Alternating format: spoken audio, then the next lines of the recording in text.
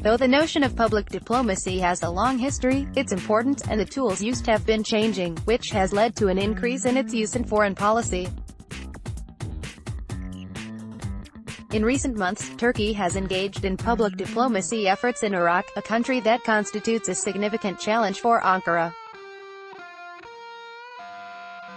The first move of such public diplomacy was seen with the efforts of Turkish Ambassador to Iraq Fatih Yildiz, an extraordinary diplomat who has started to attract great attention in recent months. Yildiz, who is serving in one of the world's most dangerous capitals, has not only come to the fore due to his prestigious position representing his country abroad, but also due to his close relationship with the Iraqi public. In general, diplomats are known as people who leave behind their homeland, culture, language and loved ones in order to perform their prestigious diplomatic mission abroad.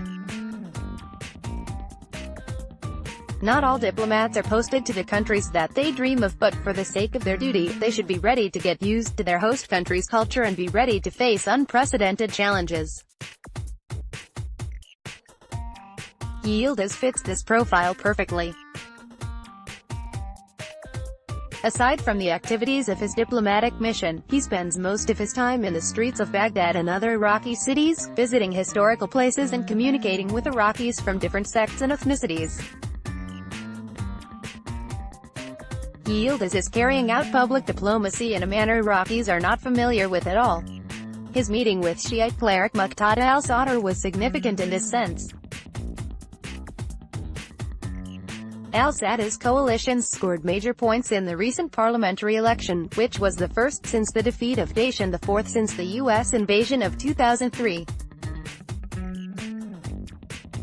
Yildiz met with al-Sadr and posted a tweet of a picture of them, saying, "I found an opportunity to talk with al-Sadr in a friendly atmosphere regarding the developments in post-election Iraq." The same day, al-Sadr wrote on Twitter that neighboring countries are friends, not enemies, which was considered as a sign of a fresh start with Turkey. Turkish-Iraqi relations strained in early 2016, after Turkish troops crossed the border and built a military base in Bashika, near Mosul, in order to train local forces to fight against Daesh. The issue turned into a serious political crisis, and there was even talk of war between the two neighbors. They each summoned the other's ambassador in October 2016 after Baghdad described Turkish troops in the country as hostile occupying forces, and the Iraqi parliament called for the withdrawal of the fighters. Turkey's active public diplomacy in Iraq shows Ankara is trying to create a new roadmap for itself with its neighbor. Sinem Cengiz, however, both Turkey and Iraq rolled up their sleeves to open a new page in relations with the visit of Turkish Prime Minister bin Ali Yildirim to Iraq in January 2017.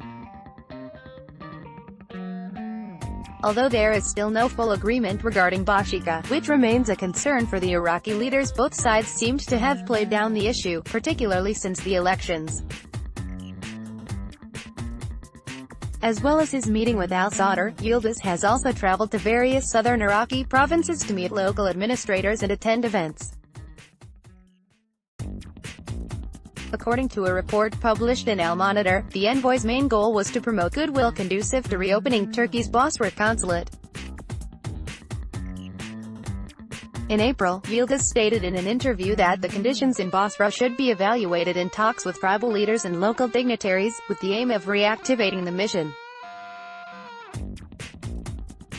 Thus, the ambassador seems to have tested the water regarding this issue during his recent meetings with local administrators and tribal delegates, and to endorse the idea of reopening of the Turkish mission in Basra. When Daesh occupied Mosul in 2014, Turkey suspended operations at its Basra consulate. That was the time when security concerns were at their peak after 49 Turkish consulate staff members, including the consul general and his family, were abducted by Daesh in Mosul. Though Basra was not directly under threat, Turkey closed the mission. Today, Ankara is trying to increase its influence in post-Daesh Iraq through its diplomatic mission and its strong links with the locals. As part of this role, Turkey has claimed the biggest share for the reconstruction of Iraq by pledging $5 billion at the International Donor Conference held in February. Turkey aims to help with the redevelopment of cities such as Kirkuk, Mosul, Tal Afar, Baghdad, Erbil and Suleymaniye through the Turkish Cooperation and Development Agency in order to help Iraqis return to their homes. It also sees attractive opportunities for its companies through these projects.